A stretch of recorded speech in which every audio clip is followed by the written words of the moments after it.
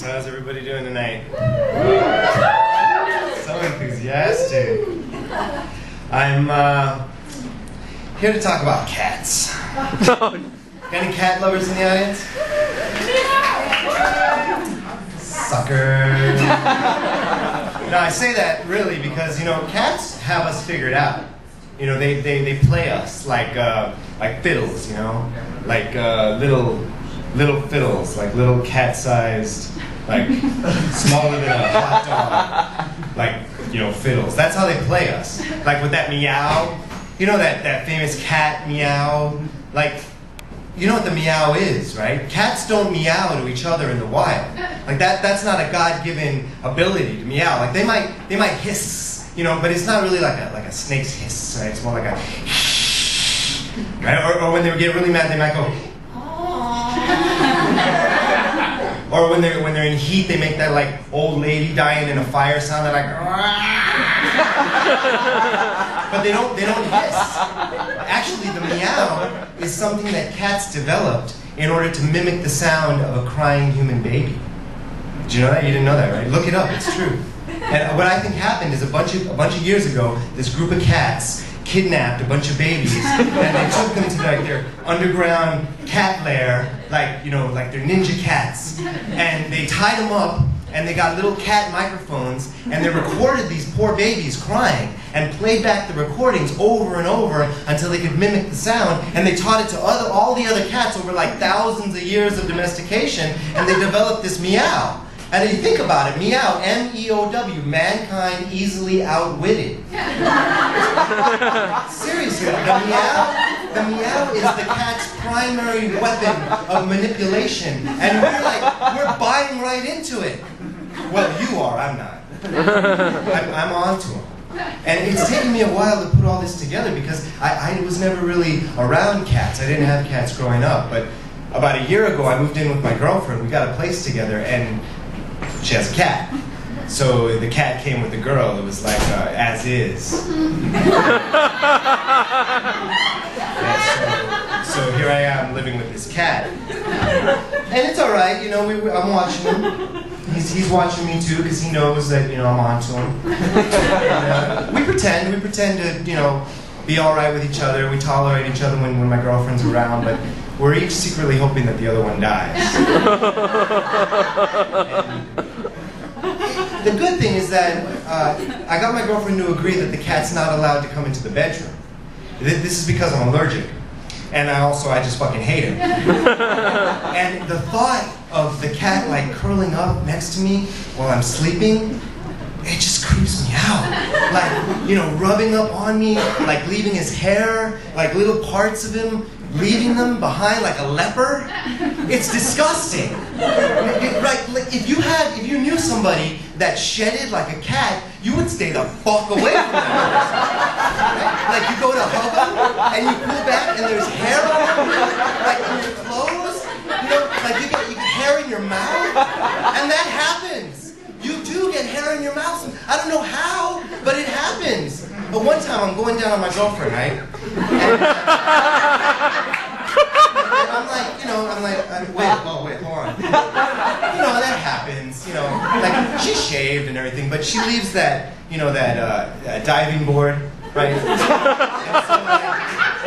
like, every once in a while, it's like, you know, are you fucking my girlfriend? So every once in a while, you know, it's...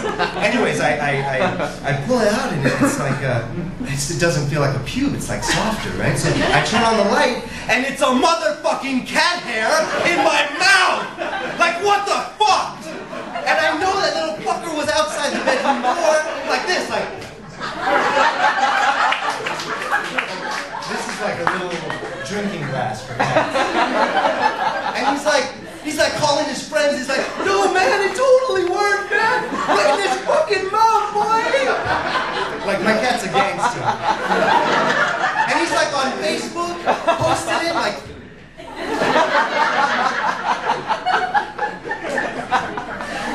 You know, but fur in the mouth, like that's not the only reason the cat's not allowed in the bedroom. There's plenty of other things about him that disgust me. Like, for instance, what about the fact that he spends a large part of his day, like, standing in his own waste? You know, we keep the litter box relatively clean, but we don't dump it out every day. So that means a lot of the time that he's in there, he's paws deep in his own piss and shit. And like, I'm gonna let him walk around my bed like that? Fuck that! I saw Train Spotting. Remember the part with the athletic guy who tries heroin and he ends up like becoming a junkie and he can't leave his house? He dies. But it's not because of the drugs, it was the cat shit that killed him. Like, he didn't clean up after his cats, and the natural poison in the cat shit killed him. So yeah, Kitty is banned from the bedroom. And I gotta tell you, it is such a treat each night to like shut the door in his sad little cat face. Click. I relish that. But really, you know, don't feel bad for Kitty, because you know I'm the one that washes out his dish and sweeps up his fur balls and scoops his shit, and he loves that.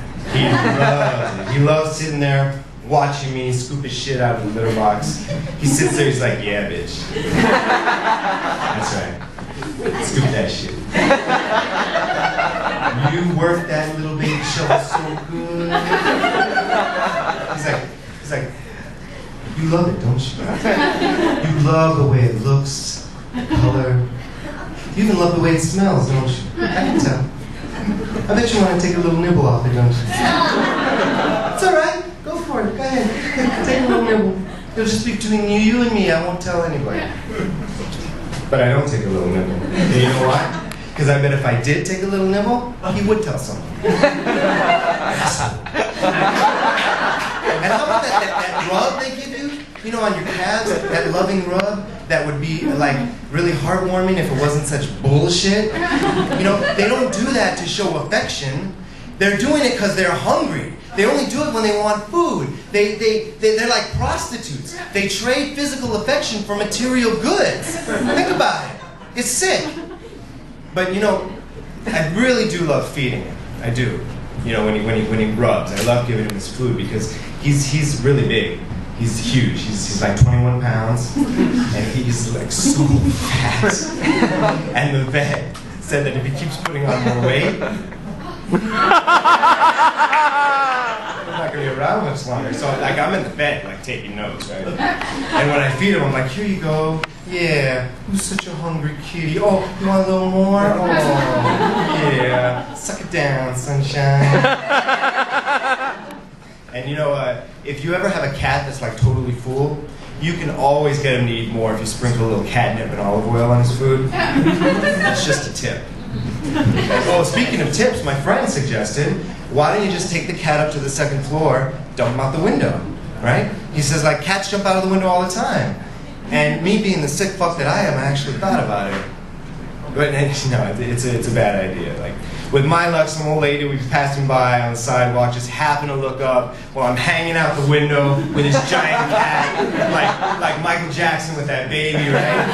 And what do you do in that kind of situation? You're like, oh, hi, nice day, huh? Don't mind me, I'm just airing out the kitty. A little vitamin D. Right? It's not gonna work. No, I would never kill the cat. Like, my girlfriend would be destroyed and I would feel horrible. I will, however, kill somebody else's cat in exchange. So I put an ad on Craigslist that says, throw kitty from the window. And there's got to be someone out there who is in the same predicament as me. We can really help each other out, right? I'll let you know how it goes. Thank you. I'm Michael Venzor.